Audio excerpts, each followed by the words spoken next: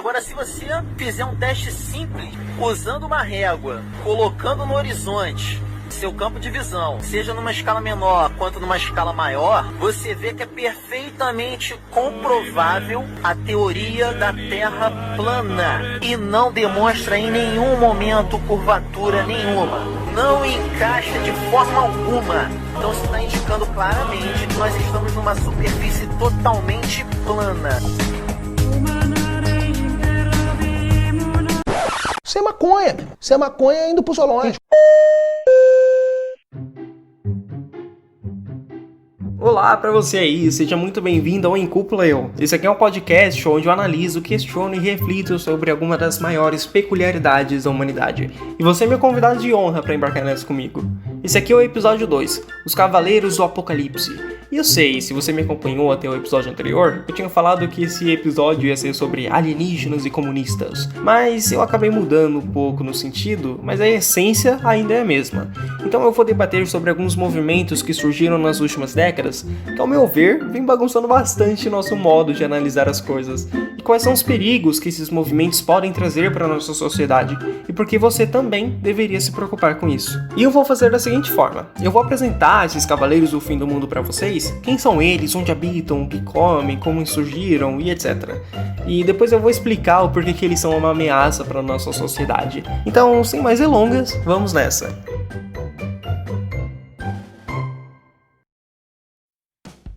Antes de eu me aprofundar aqui, eu queria te perguntar uma coisa rapidinho. Você sabe como os cientistas chegam em uma conclusão? Bem, independente se você sabe ou não, eu acho legal a gente frisar essa ideia aqui. E eu, no momento que gravo esse podcast, sou um estudante de Direito. E confesso que eu flerto com Direito Penal o tempo inteiro, porque pra mim é a matéria mais sensacional do curso. E porque eu gosto de ver como funciona o sistema de comprovação de provas. E é mais ou menos assim. Imagina que você está em um tribunal e você é o advogado de defesa e precisa provar que seu cliente é inocente. E como você faz isso? Através de evidências que corroboram com a sua tese de defesa e que podem ser capazes de convencer o juiz ou o júri. E não é tão diferente do que os cientistas fazem, olha só. Quando os cientistas se deparam com um problema, eles se questionam como esse problema surgiu, por que continua e até quando ele vai existir. Então eles tentam responder essas perguntas através de pesquisas, comparações, testes e análises de dados que podem ajudar a chegar em uma conclusão. Então eles criam um modelo do que poderia estar acontecendo e depois eles testam isso. Então imaginamos um problema e qual seria a situação.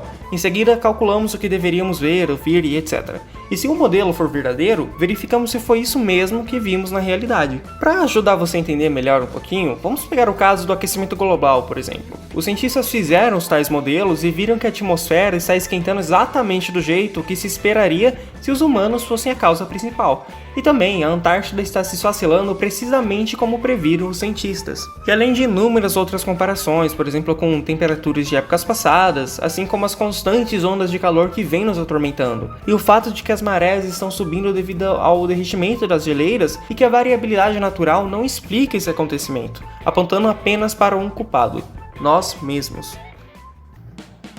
Bem, com isso em mente, vamos prosseguir com o roteiro. E esse é o Cavaleiro 1, o movimento anti-vacina.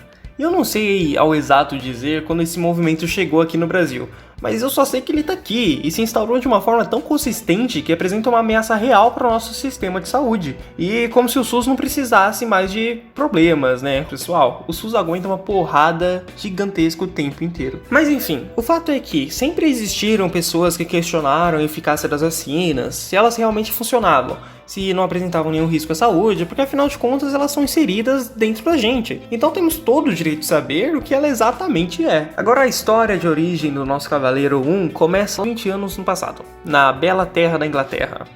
Ah, Inglaterra, terra da minha banda favorita, da sagrada J.K. Rowling, mãe do Harry Potter, e daquela roda gigante que sempre é destruída em filmes de invasão alienígena. E essa história gira em torno desse médico aqui, Andrew Wakefield, que parece ter uma versão desatualizada do Fábio Assunção. Esse cara é praticamente o pai do movimento anti-vacina, que hoje tomou um corpo enorme e que trouxe um prejuízo para o sistema de saúde mundial.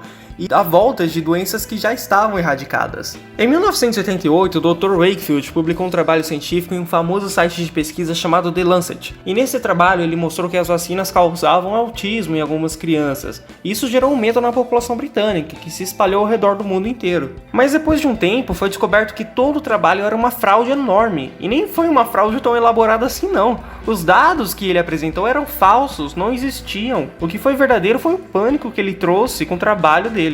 E olha essa história, que mais parece que saiu de um livro do John Grisham do que da realidade.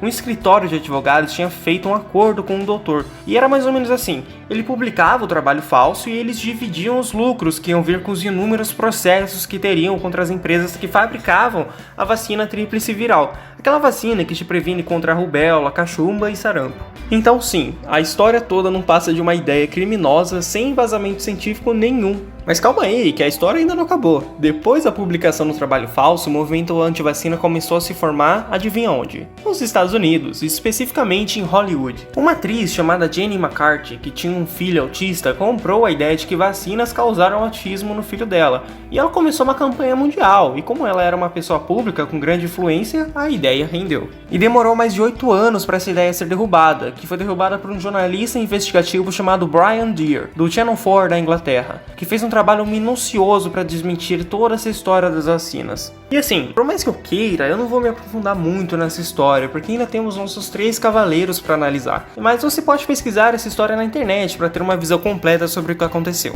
E continuando o show, eis nosso cavaleiro número 2, o movimento terraplanista. E você pode até desconhecer ou não ter tanta familiaridade, mas assim como todos os problemas da vida, ele tá lá. No entanto, quando a gente observa os mecanismos psicológicos, sociais e culturais que levam as pessoas a se convencerem dessa gigantesca conspiração, a gente descobre uma metáfora perfeita que resume os problemas mais representativos da nossa época. Embora pareça medieval, é muito atual. E como toda história que eu conto, vamos fazer uma viagem no tempo, dessa vez para 1954. E adivinha, ainda para velha e boa Inglaterra. É bom lembrar, gente, que grande período da humanidade, a teoria terraplanista, que sempre teve tão tímida, nunca teve tanto apoio assim. Mas tudo isso mudou quando o britânico Samuel Shenton fundou a Sociedade da Terra Plana. Desculpa, é que isso soa muito engraçado. Enfim, essa sociedade não trouxe o resultado que o fundador desejou. Na época, ele não tinha crescido tanto e com a vida na internet, ela conseguiu sobreviver. E que hoje ela virou uma bandeira política e religiosa, que as pessoas realmente estão dispostas a cravar uma guerra para defendê-la. Mas então, os terraplanistas acreditam que basicamente a Terra é plana, que está parada, que não se move no espaço, e o Sol e a Lua seriam menores e mais próximos do que os cientistas dizem. Eu esqueci de contar, eles afirmam que a Terra seria achatada, como um disco redondo. Aí você se pergunta, se a Terra é plana, ela deve ter uma borda, e por que ninguém descobriu isso ainda? Mas calma, eles também têm uma resposta, que é baseada em fatos verídicos, dados concretos e pesquisas avançadas. Segundo eles, a borda da Terra é feita de gelo, e nada mais nada menos do que a Antártida. Então, o que a gente entende como circunnavegação é apenas um bate e volta no Polo Norte. E ninguém viu essas bordas porque os governos de todo o mundo estão envolvidos em um plano de dominação mundial, chamado Estratégia de Dominação Global, de uma perspectiva arenditana, que é a mundialização de um ponto de vista cosmopolítico. Enfim, vamos pro próximo da lista, e o próximo é o Cavaleiro 3, o movimento anticlimático. Quem aqui nunca disse o seguinte para quebrar o clima? Tá calor, né? E realmente tá, e a tendência é só piorar, claro, se não fizermos nada. O Cavaleiro 3 pode ser chamado também de negacionismo climático, e é o pensamento contrário ao fenômeno de aquecimento global provocado pelo aumento de emissões de gases antrópicas. Conforme diz o IPCC, emissões antrópicas são as grandes emissões de gás carbônico na atmosfera que são advindas de atividades humanas. Então são os gases que saem dos nossos carros e indústrias, por exemplo. Os negacionistas do clima são as pessoas que não acreditam que o aquecimento global é causado por nós. E também pode ser chamado assim aqueles que acreditam no aquecimento da temperatura, mas não acredito é que nós somos a causa. E para ver a origem do negacionismo climático, a gente tem que adentrar na história do descobrimento do aquecimento global. No século XIX foram feitas as primeiras pesquisas sobre o aquecimento global, e que as teorias foram sendo comprovadas e as perguntas passadas para a próxima geração de cientistas ao longo do tempo. Até que em certo ponto tudo ficou mais do que óbvio, que as atividades humanas estavam contribuindo para o aquecimento do planeta, de forma não natural. Em 1988, o famoso climatologista James Hansen levou esse tema para o debate no Congresso dos Estados Unidos, e o debate se tornou público. Imagina, né, quais foram as reações das indústrias a terem conhecimento desse estudo, que apontavam para elas como cúmplices desse crime contra o planeta. É uma canalice que vocês fazem. Depois disso, a ONU passou a centralizar e sintetizar o conhecimento de ponta sobre o aquecimento global, e grandes aglomerados empresariais começaram a financiar barulhentas campanhas negacionistas, que foram embasadas em opinião mal informada, exploração de crenças, emoções populares e estudos fraudulentos. Esse tudo acabou sendo vendido facilmente para o público, e a confiança na ciência decaiu drasticamente. Mas o negacionismo climático se tornou um movimento organizado em meados dos anos 2000, quando um estudo publicado por Dumpley e McCarthy foi utilizado pelos negacionistas para justificar as falsas comprovações científicas do aquecimento global. Um pequeno detalhe é que esse estudo se mostrou pouco embasado nas evidências e foi descartado da comunidade científica. É engraçado ver como esses movimentos surgem, né? Porque dá uma ideia melhor do que a gente enfrenta. E por fim, temos o que eu considero o pior dos cavaleiros, o movimento negacionista histórico. E atenção para esse aqui, que não tem uma data tão certa de origem, porque talvez ele sempre tenha sido usado como uma arma de manipulação de fatos reais. Então eu acho que é a mesma pergunta de quando que a mentira surgiu? E esse definitivamente não é meu campo de estudo, mas eu vou tentar explorar aqui da melhor forma possível. O que me preocupa nesse movimento é que a arena pública se vê cada vez mais ocupada em tentar desrespeitar a história e intelecto para ter o controle sobre como imaginamos o passado, ou até mesmo como deveria ter sido o passado. E é um pouco delicado falar disso, porque as pessoas, quando se veem no direito de possuir o controle do passado, elas acabam destruindo a verdade real, e nos impede de entender a finalidade do nosso presente. Por exemplo, eu gosto de ver alguns vídeos no YouTube, mas quem nunca, né? E uns meses atrás eu me deparei com um monte de propaganda de um canal chamado Brasil Paralelo.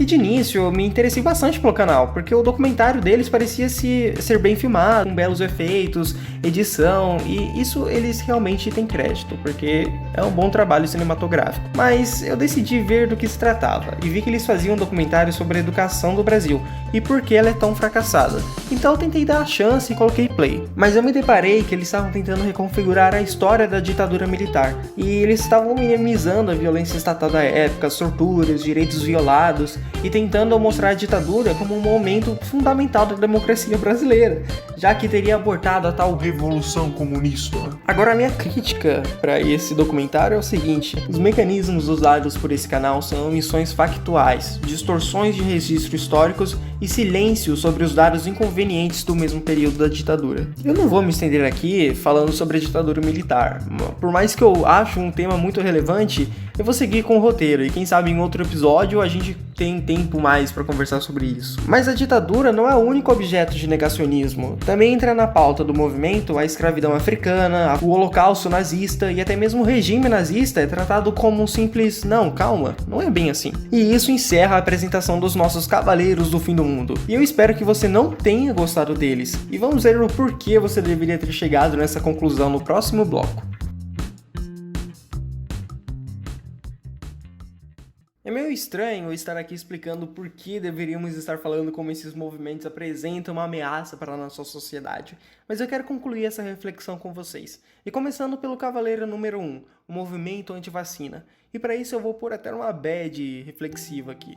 O movimento anti-vacina passou a figurar numa lista ao lado de riscos como o ebola, o HIV, a dengue e a influenza, mais conhecida no Brasil como a famosa gripe. E segundo a OMS, os movimentos anti-vacina são tão perigosos quanto os vírus das doenças que eu acabei de falar, porque há ameaça de reverter o processo alcançado no combate às doenças que são evitáveis por vacinação, como o sarampo e a poliomielite. E falando no sarampo, né, esses tempos atrás teve um surto aqui no Brasil, então vamos focar nele só por um segundinho. O sarampo é muitas milhares de vezes mais perigoso para sua criança do que o pior efeito colateral da vacina.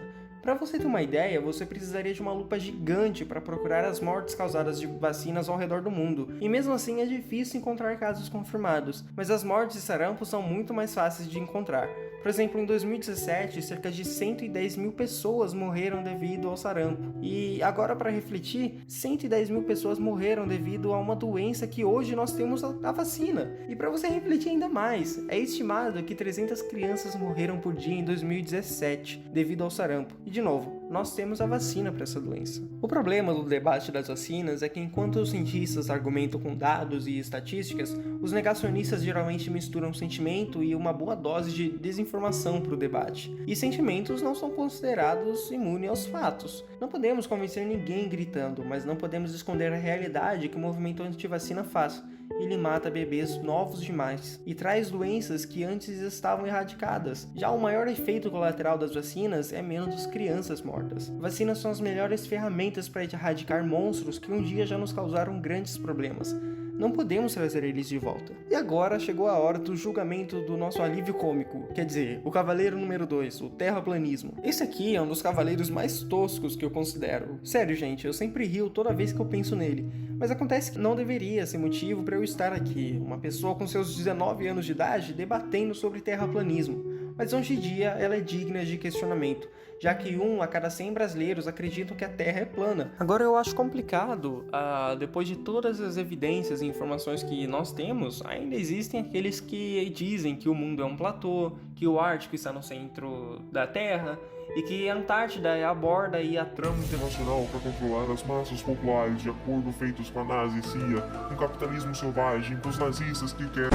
Um famoso filósofo aqui do Brasil chamado Pondé disse que o terraplanismo é uma nova forma de espiritualidade, que é como se fosse Deus fez a criação, separando as águas e etc. E acho que isso adera àquele sentimento de pertencimento que eu explorei no episódio anterior. As pessoas estão em busca de se pertencer a alguma coisa, e é normal, sabe? Todo mundo faz isso. Mas a gente tem que atentar para onde nós estamos vindo. E o terraplanismo traz a ideia de que existe uma conspiração mundial, e você é um dos poucos que conseguiu sacar que essa conspiração existe.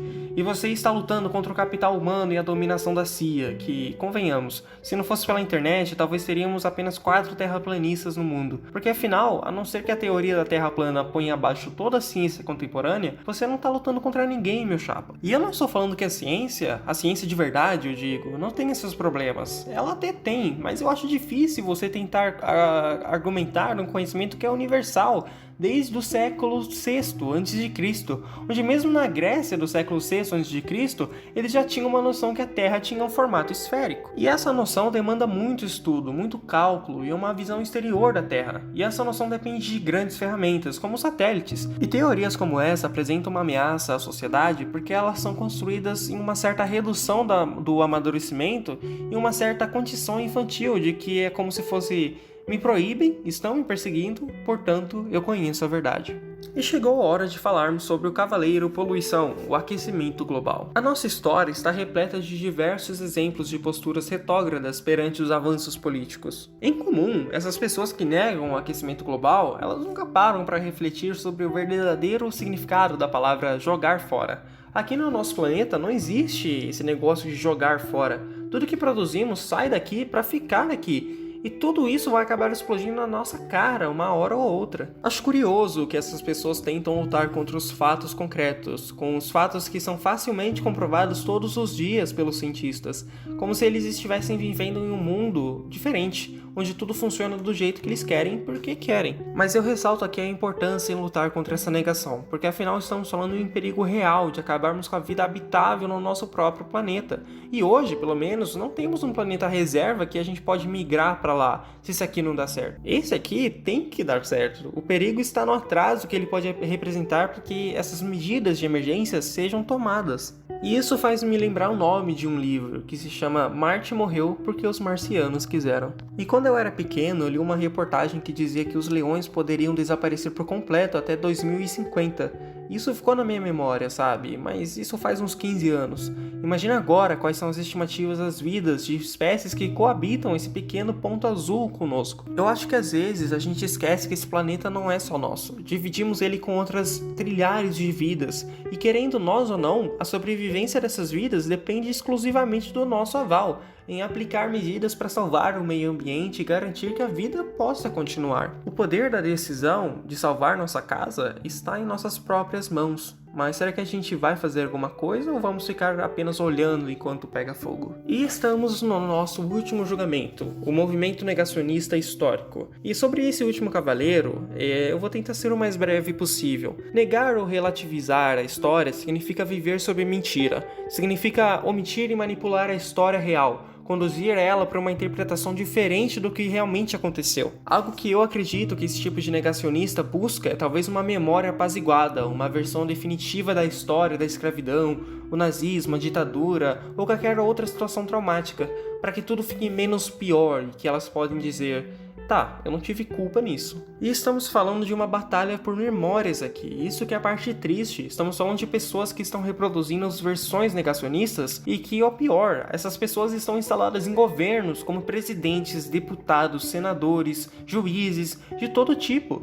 E isso é um problema mundial, não é genuíno, e que precisa ser combatido para que a verdadeira história possa ser contada e que cada um de nós possa entender nosso papel no presente. Isso é extremamente perigoso, porque ao ver essas pessoas omitindo essas versões, há uma legitimação social desses discursos, que passam a ser reproduzidos em larga escala, e essa declaração passa a ser sentida na história inteira, sabe? E talvez não seja possível reverter isso. E eis aqui minha final declaração sobre os Cavaleiros do Fim do Mundo. De acordo com o psicanalista Jacques Lacan, existem 3 paixões no homem: o amor, ódio e ignorância. Por trás de todos esses conhecimentos, existe sempre uma organização de afirmação. E se você não começa a se colocar na posição de saber o que é ou o que não é, você acaba estacionando na ignorância. E o amor pode acabar se tornando ódio, e o ódio indissociável da ignorância. E vemos esse casamento estranho entre o ódio, amor e ignorância, que juntos formam a família do anti-intelectualismo. E, nesse caso, o anti-intelectualismo é a mesma coisa que pôr milhares de pessoas num navio furado em alto mar e assistir o vagaroso naufrágio. O assustador é que, apesar disso, muitos tripulantes vão imaginar estar num navio de cruzeiro em temporadas de férias. E se a saída desse naufrágio não acontecer rápido, essas pessoas vão se afundar nas próprias opiniões maquiadas de botes salva-vidas.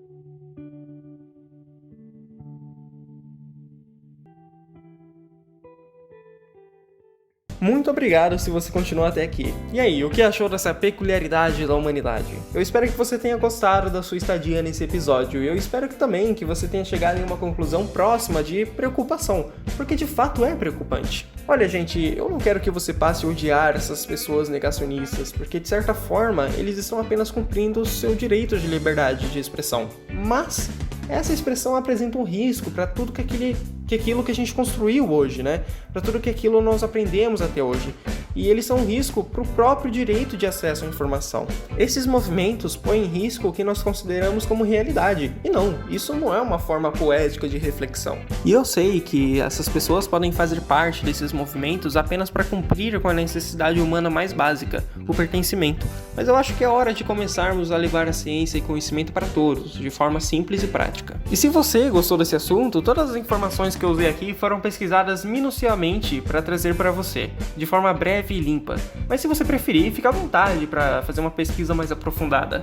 Eu me inspirei nesse episódio através de uma leitura de um livro chamado Neonazismo, Negacionismo e Extremismo Político, do Luiz Milman e do Paulo Fagundes Vicentini. E o livro deles está disponível em PDF na internet. E vale a pena dar uma lida, viu? Bom, eu fico aqui deixando um aperitivo pro próximo episódio. E sim, segue a linha do roteiro original. Esse episódio vai se chamar Fazendo a Coisa Certa. E afinal, o que é fazer a coisa certa? No próximo episódio vamos ver alguns casos interessantes que fazem a reflexão do assunto. E por hoje é só, pessoal. A gente se ouve aqui na próxima vez.